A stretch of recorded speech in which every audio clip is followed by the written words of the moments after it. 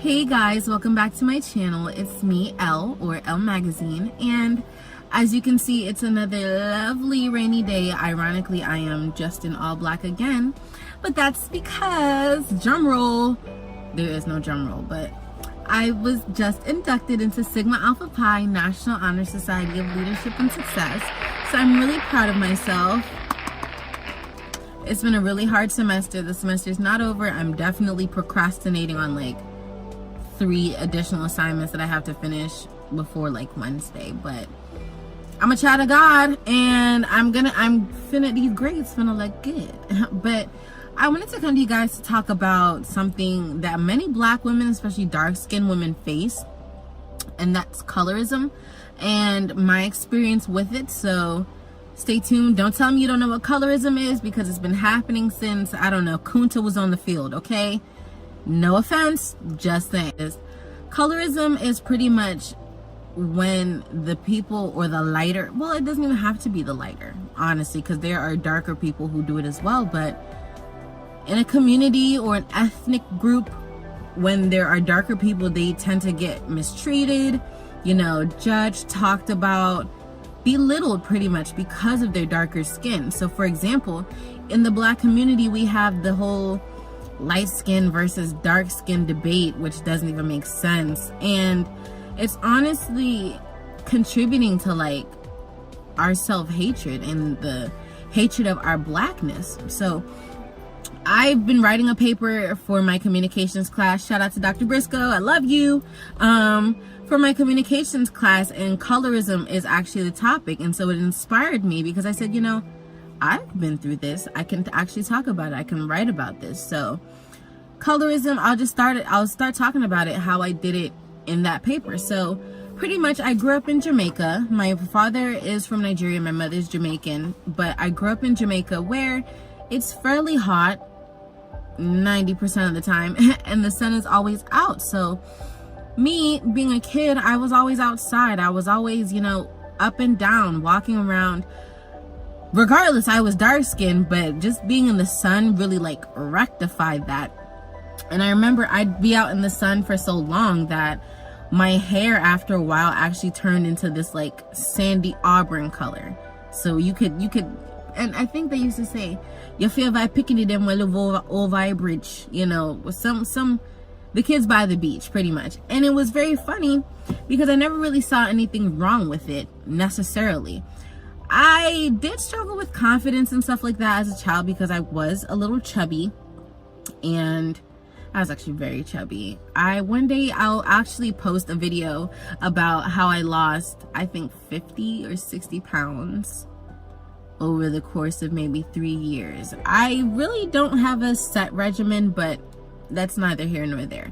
So of course, back in Jamaica, there were light-skinned women, there were women of various tones and things like that, and kids picked on me, of course, but I never really experienced colorism like I don't even know what to describe it. I never experienced colorism until I moved back to America. I was born here, went there for a majority of my life, and then I came back here to start middle school. When I started middle school, it was a very hard time because I was even though I was American, I was kind of moving back into the American culture after being in Jamaica for so long.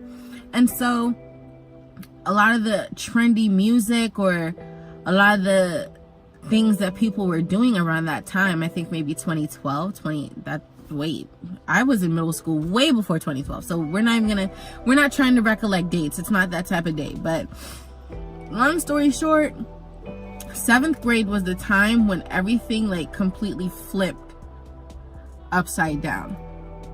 I was so non-confident in myself, not only because of my weight, but because of my skin, my hair.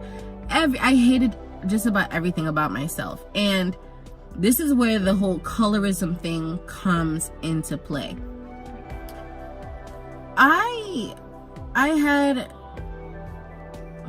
There were other students, let's just say that. We're not going to call names, we're not going to specify anybody, but there were people in my classes that would say things like, you know, you look like tar, actually. Or like, tell me I resemble a hefty garbage bag, you know, the super black garbage bag, whatever have you. And that was from one specific guy. And even to see him now, it's just like, it's really not all love for you. I don't care for his existence, but just to see where that individual is now and how they used to treat me and make me feel back then, it's just really, it's crazy. And I remember I felt so bad about myself when that first started, because I didn't really know like where it was going to go until like other children started, not even children, I don't even know what to say they were, you know, joining in on the fun. Whenever they turned the lights out in class, oh, where's Alyssa at? Or, you know, I remember someone distinctly saying something about me having like a black hole just because, and it sounds childish, but trust me, the repercussions of like colorism are like real. And I am saying like a lot, but that's okay.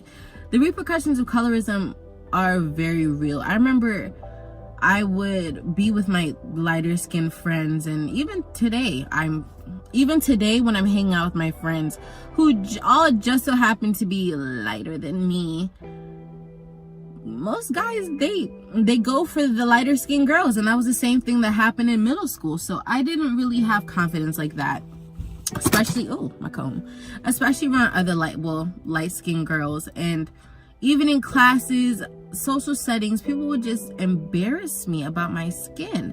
And what made me upset is that it was other black people who were saying these things about me. And oh, the favorite word, burnt. Shut your burnt ass up. Shut your black ass up. So just different things like that.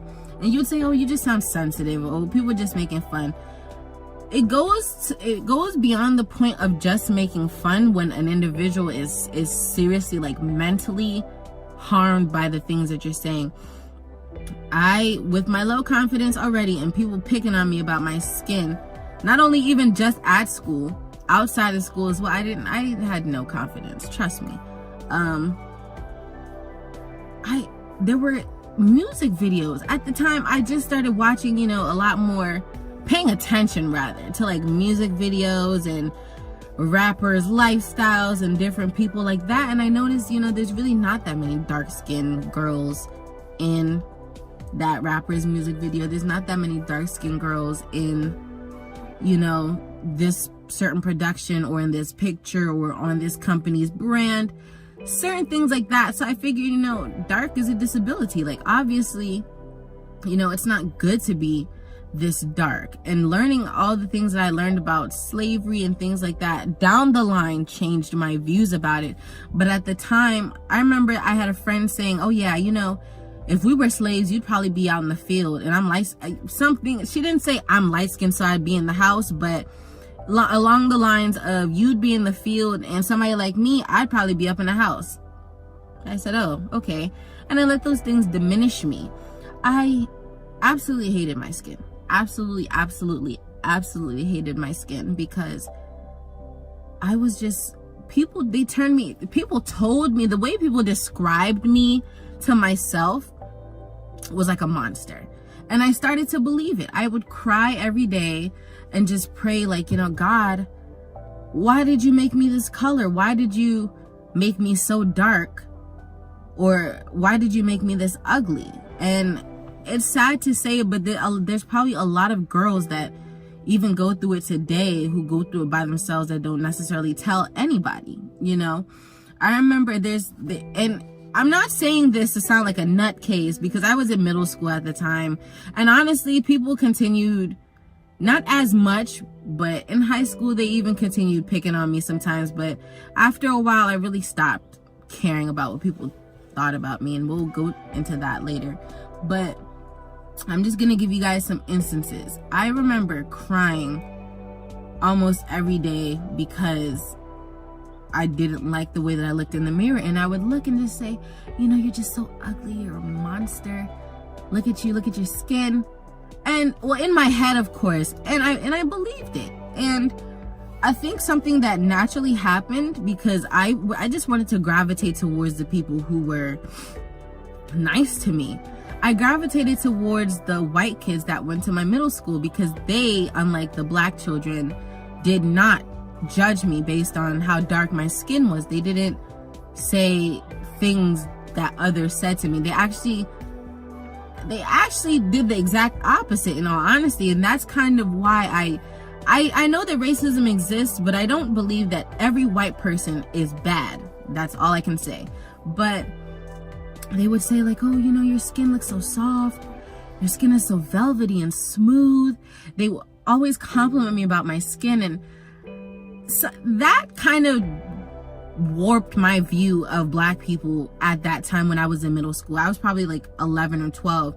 And I started to dislike black people, in all honesty. And I just started to dislike myself because I said, if the people of my own race hate me so much, you know, maybe the other race won't be so bad. And I remember, even though it kind of put a band-aid on the solution as far as like having people who were nice to me, I cried still because I wasn't white.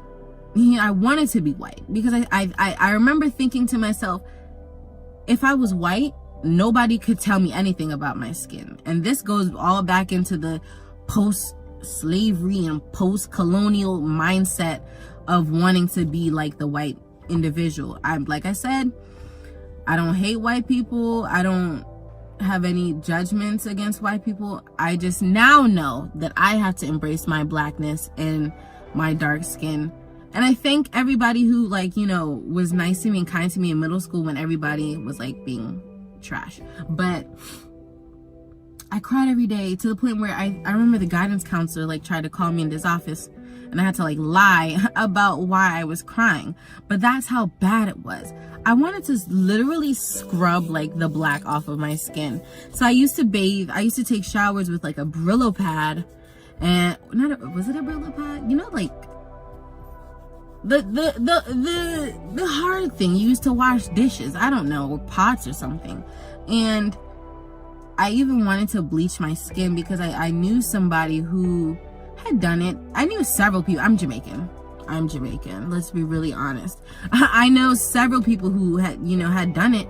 And I said, well, you know, they look like their lives are just better because they're lighter. So I would love to try it. Mind you, I'm in middle school and I'm 12 or 11 years old at this time.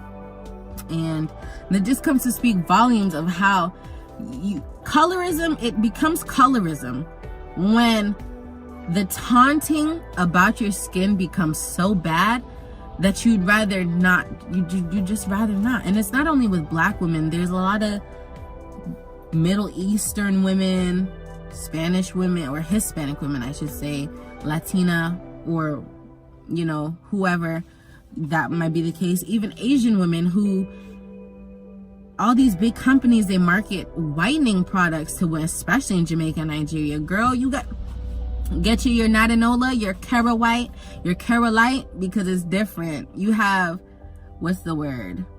Neprazone gel. There's so many different ways to bleach your skin.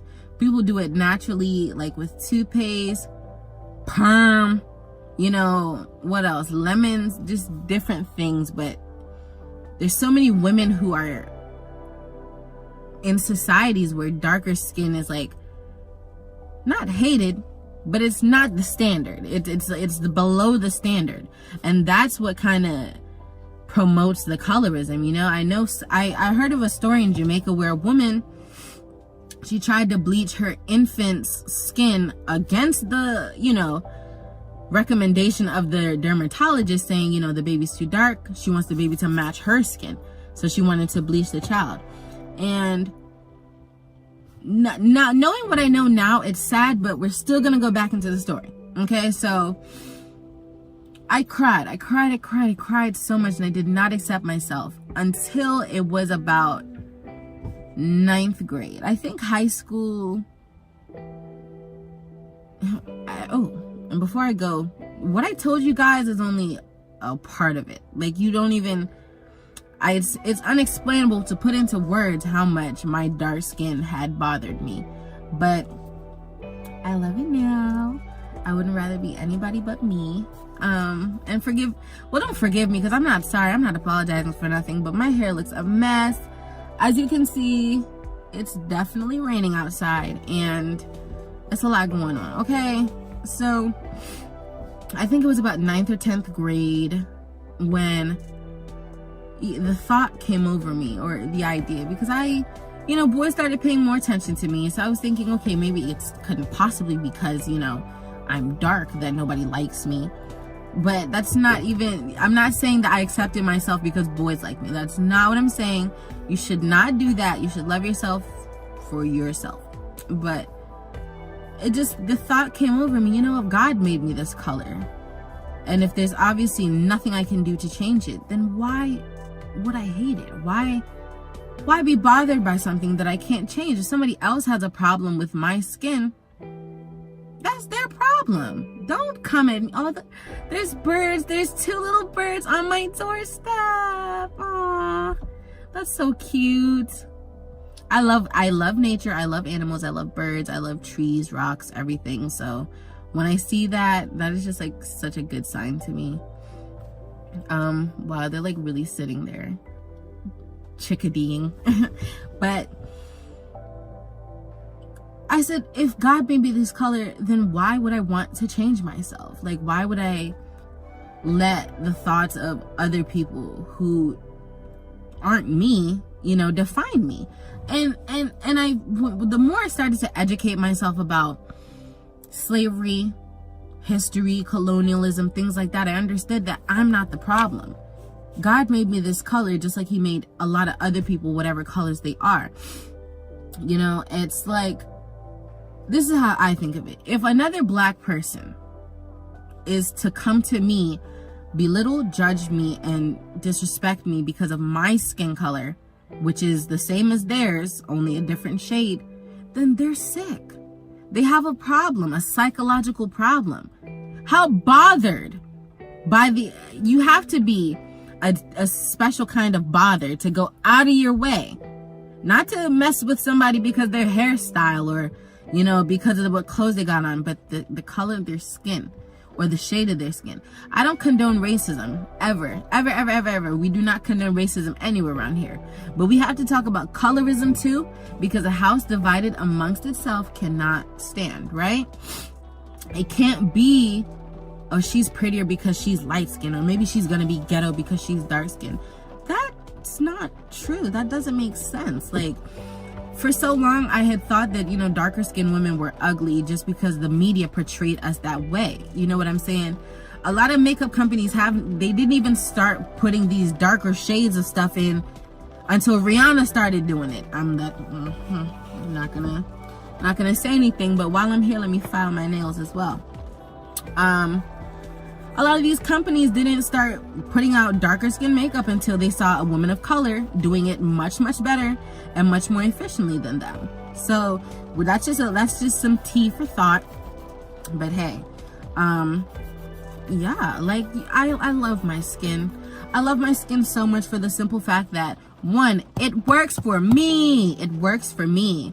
My skin protects me from the sun. My skin protects me from dirt. My skin does everything that it needs to do. You know what I'm saying? And it holds up pretty well. I'm so sorry, skin, because sometimes I'm dehydrated. I'm not taking care of my skin, and it still holds up for me. And if you can't realize that that's what skin is for in the first place, it's not something to identify yourself as being poor or rich, ghetto or sedity or bougie or whatever the word. It's none of that. And especially to black people, especially black men, let me talk about this. I appreciate all the black men out there in the world. We appreciate y'all.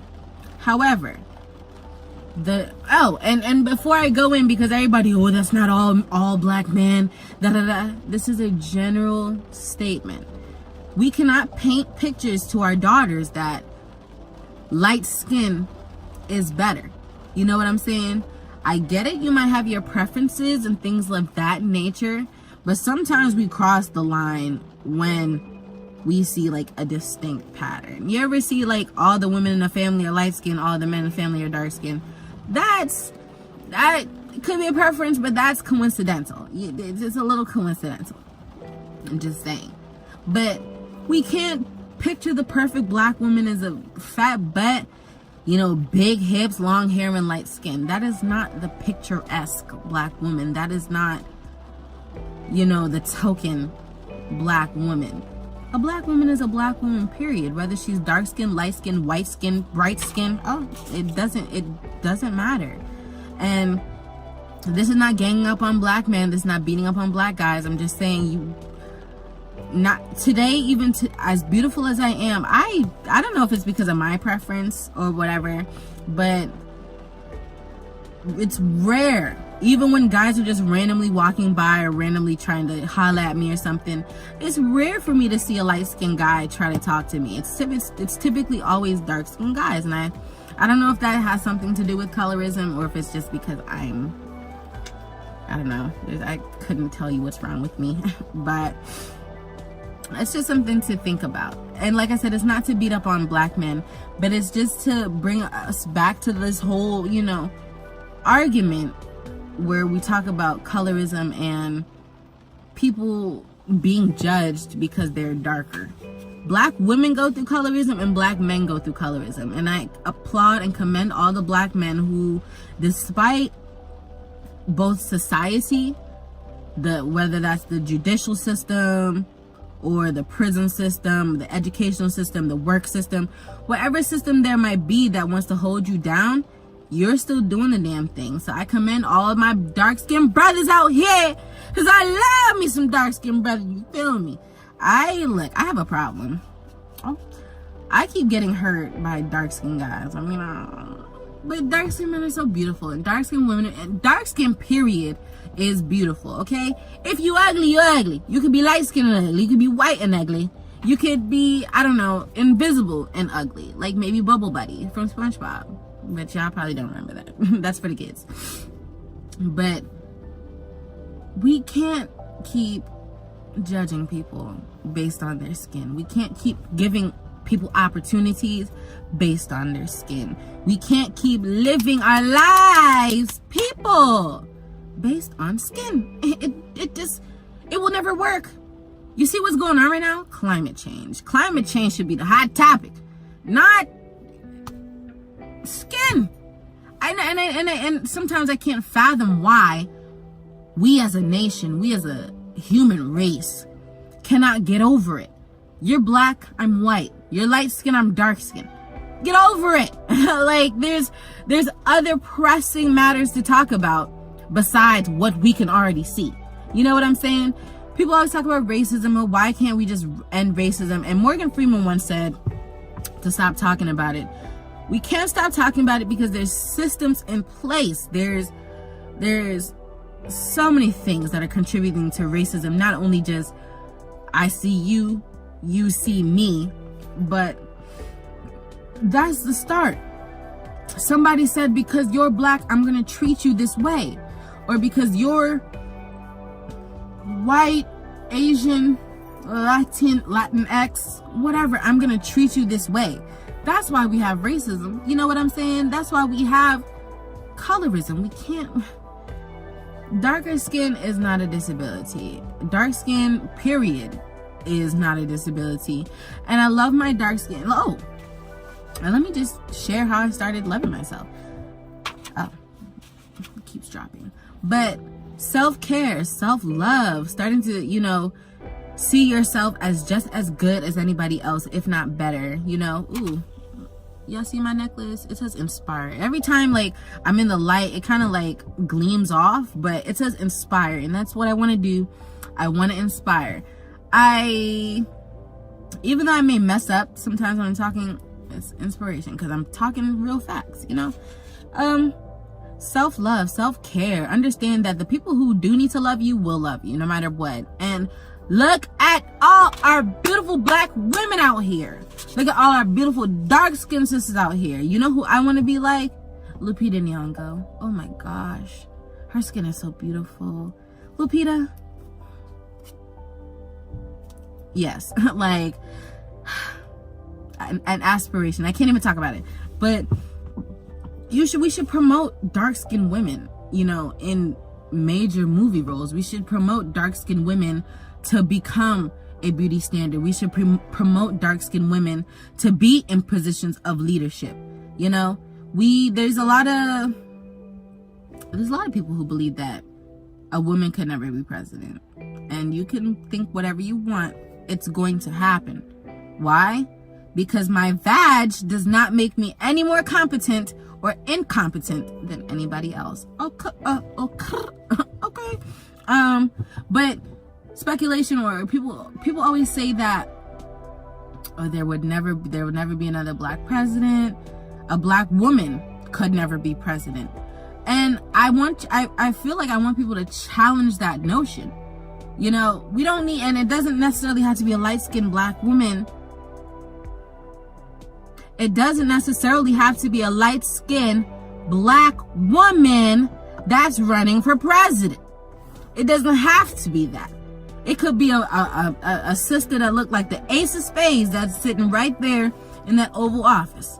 And one day it's gonna happen. It's going to happen. It's gonna happen. I mean, you could fight her story or her story if you did you catch it there? But no, you can fight history or her story or whatever all you want, or you could talk about history all you want. Ooh, that's what it is. You can talk about his story all you want, but everybody knows that the future is female. And I know I started with colorism, but positivity is positivity, man. Black women, you do your thing. Black men, you do your thing. We need to stop judging each other based on our skin color. And what else? Am I missing anything before I go? I just love the rain so much. Let me actually unbag my t-shirt while I'm in here. Ooh. Or maybe I'll unbag it in a different video. So I'll actually unbag these and unbag my stuff and then try them on a different video, and I'll add it to the end of this later on. So thanks for watching, guys, and I'll see you guys later. This is my outro. I'm really not. Don't expect me to be no production specialist, because trust me, mind you, I'm an entire communications broadcast journalism major, and I just said that foolishness. I'm so proud of myself, guys. I'm Greek lettered now. Whoop whoop. Not NPHC. I ain't none of that. But hey.